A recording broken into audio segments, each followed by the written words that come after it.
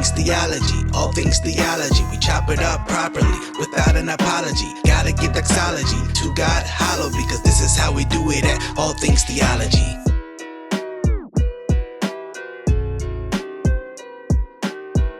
And it got me asking this question that I asked in the beginning to you, and I would like to hear you guys answer. I want this to be an interactive video. I want this to be an interactive show today, okay? It got me asking the question, is Mike Todd a biblical pastor? Now, I think for us, it might seem like an easy answer, right? Because how do many people believe a biblical pastor should be, or think someone's a biblical pastor? Oftentimes, it's if they speak very well, they're eloquent, if they can hold someone's attention for a while, man, they'll give them a mic and throw them up there and they're the pastor. Very interesting, right? It just shows you how low the standard is for many of us today, right? But we're going to get into the biblical text. We're going to talk about the qualifications of an elder. Is Mike Todd biblically qualified? But you want to know what? You want to know something interesting? We don't even have to get to the text. You know why? Because Mike Todd himself admits to this when he first started. Like says he was not qualified. Now, if someone tells you they're not qualified, I think we should probably listen to them and say, hey, if you're saying you're not qualified, then you should not be pastoring. But allow me to, I spent enough time talking. Let Mike Todd tell you he's not qualified. And I'm gonna tell you a really long story in like a really short amount of time. So me and my wife started pastoring a church called Transformation Church, but it wasn't Transformation Church. At first, it was a church called Greenwood Christian Center, and a white gentleman went to the hood to plant a church because he heard about what happened with the race riots in 1921, which really was a race massacre. You can look it up if you need to. And what ended up happening, he said, go to the hood and start a church. And that white gentleman was like, you sure me? And he was like, yep, I want you to go there and plant it. So he leads that church for 16 years, and then he sees me, and he was like, you should be the pastor of the church. I was like, you didn't hear from God. And so anyway, I'm like, okay, I guess I'm supposed to do this. And God confirmed it to me. And it was so crazy. And I need to encourage somebody with this right now, because I wasn't qualified. I had 6 months of high quality Tulsa Community College education. I'm talking about next level education. And God said, I called you because I use the foolish things to confound the wise. And there's some people that don't think they can do what God has asked them to do because they're not qualified. But God never calls qualified people. He only qualifies people that answer the call. And so I answered the call to go into ministry, started walking in this season, and then God was like, yeah, pastor the church. Well, started pastoring the church, and then this little series we did called Relationship Goals, it went viral. And then when Relationship Goals went viral, people watching it on YouTube, and the people that lived in Tulsa that didn't know we was in Tulsa started finding out we was in Tulsa, and so they started coming to the church. Thank you, YouTube. And so we went from 1 service to 5 services in 10 months. They was trying to kill me. Now, I know that was a bit lengthy, but I wanted you to hear all of that. And I wanted you guys know how I tell you all the time. Think about it. Right? What was said was not biblical. Although it sounded good, and for the most part, most people will say, hey, that's great, that's awesome, right? God uses the foolish things to shame the wise. And although that verse is true, the context is not pastoral ministry. Whenever someone asks, is using a text, I think it's important to go to those texts. And all that. Yeah, my brother Rick, you gonna steal my thunder, bro. Education is good, but a qualified pastor is about much more than education. Absolutely. And we're gonna go back and listen to that clip. I wanted to play it just so you could be thinking about how you would respond. I'm a big proponent of that. You guys know how we do it. We're gonna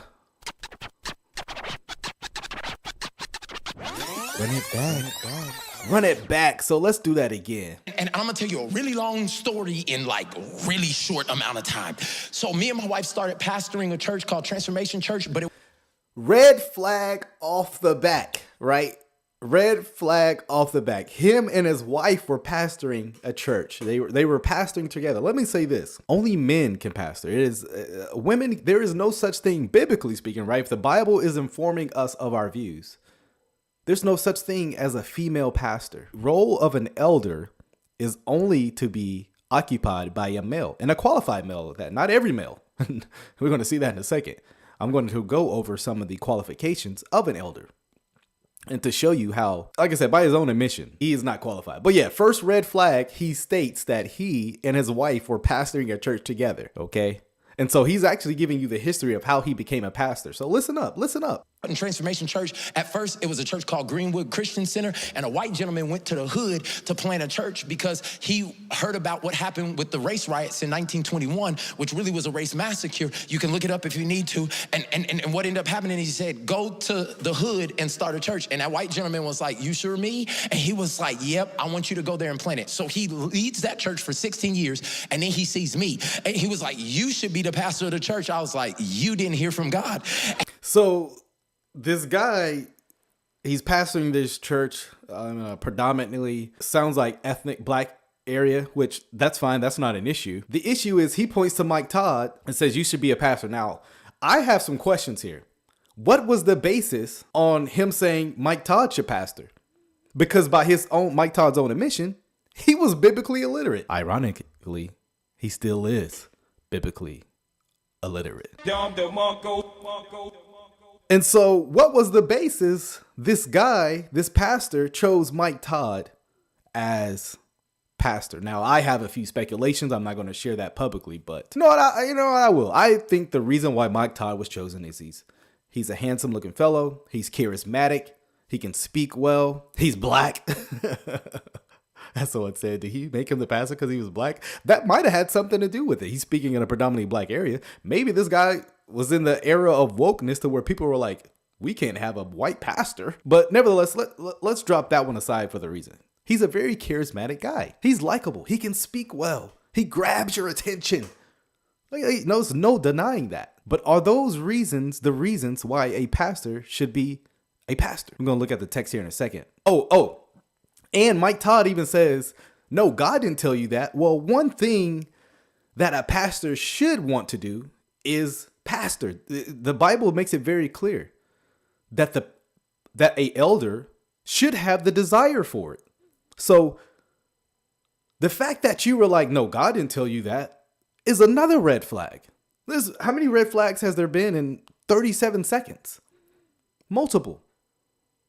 Right? What kind of pastor is getting chosen for the pastoral office who doesn't desire it? That person should not pastor. Let me say this, and this is for if you have good theology or not. If you don't desire the pastoral office, you should not be a pastor because you will get burned out, right? And it'll be too much for you. Desire the office. If a pastor does not desire the office of elder, qualified or not, he should not be an elder.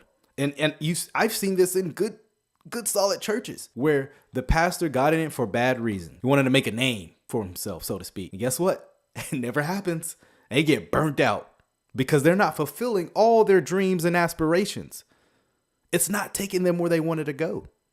And guess what? They get burnt out because their heart wasn't right. So let's keep hearing what he's saying.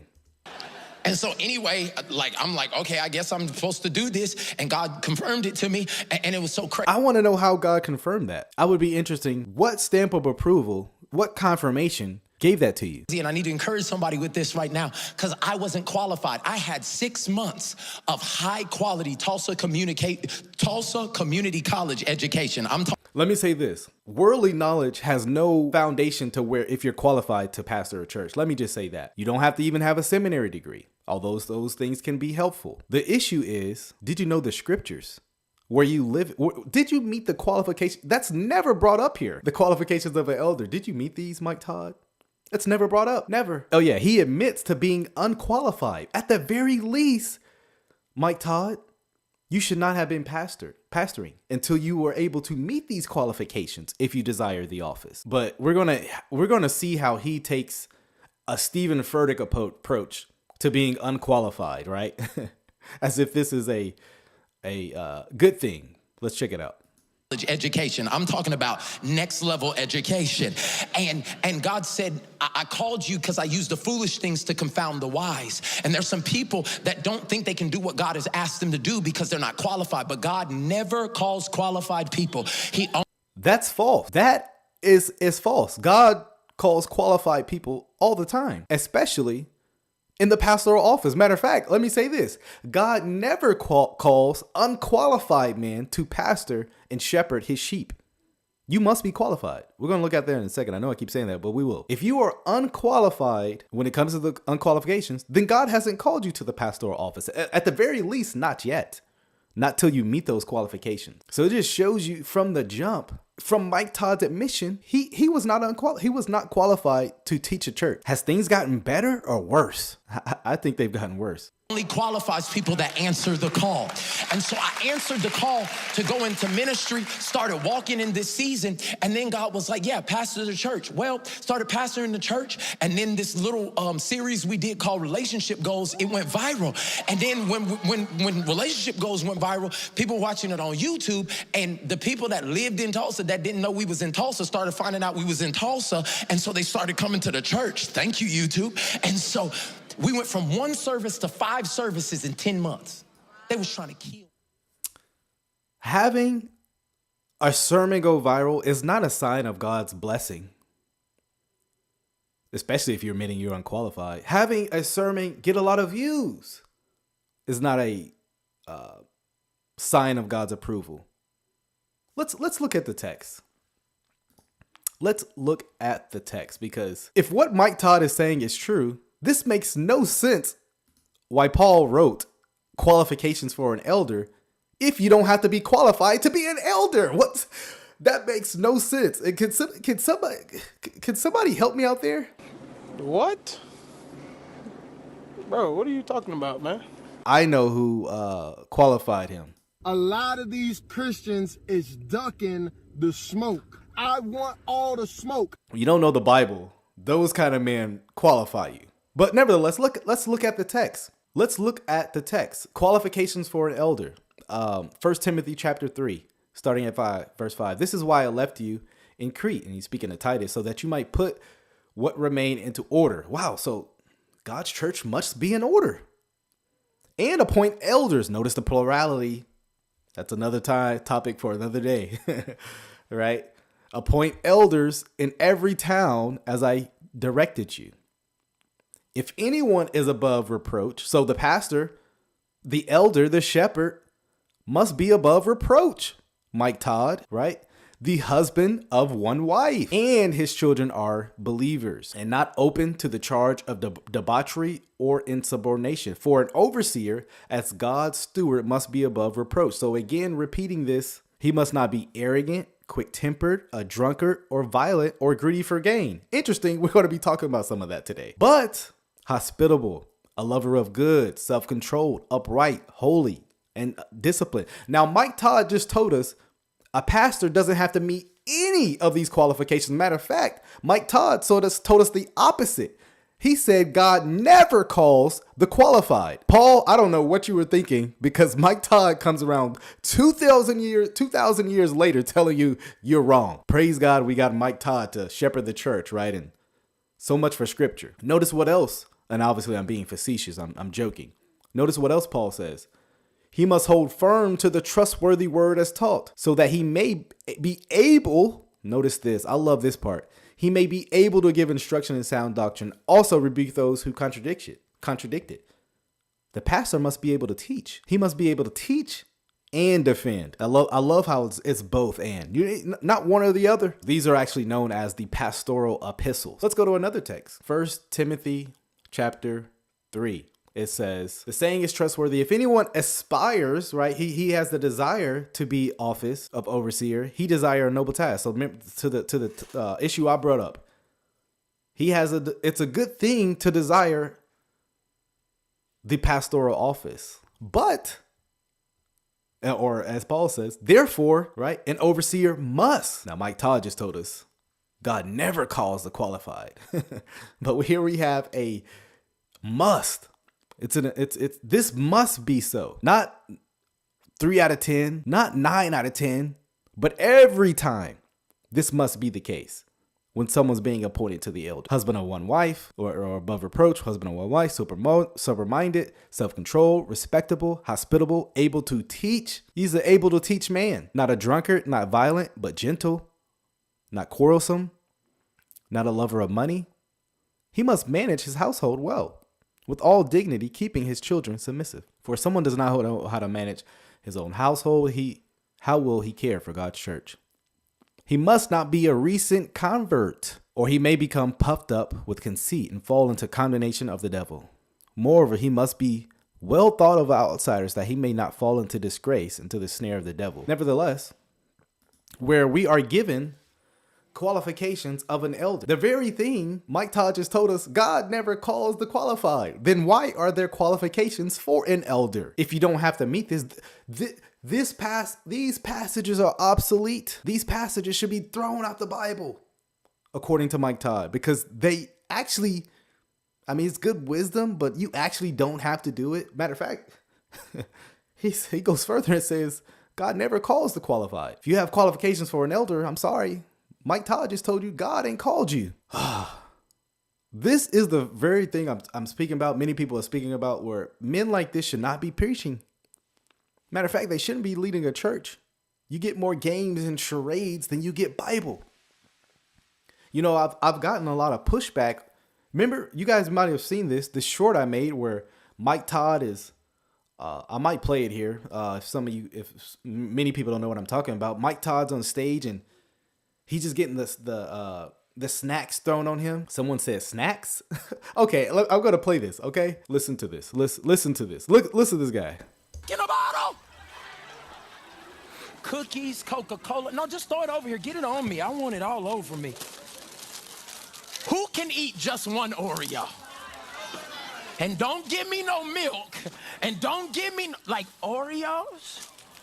Oh, my gosh. French fries, Coke, Cheez-Its, Lunchables. My daughter said, Daddy, give me a French fry. I don't know where these sugar cookies come from that be at the store, but these mugs is from the Lord. Yeah, no, just come beef jerky, cherry pies. These got me through. Goldfishes and my favorite. Ooh, gummy worms. Oh, God, I can't open it. Jesus, get this open. Somebody open this. Could you please open? This was a sermon on gluttony, and this was the analogy he gave. Let's be real, that's not gluttony. Right? Having snacks on you is not gluttony. And I was telling people, this was a terrible analogy. And you guys should go to that short and see how many people are defending what you just saw there. You want to know why Paul said able to teach? That's why. Mike Todd is a living example of a man who is not able to teach. This is why he has to give you props, analogies the whole time. Can't exegete God's word. Can't explicate what's being done. Like my brother said, just no fear of God in the pulpit. Just theatrics, games, and charades the whole time. Everybody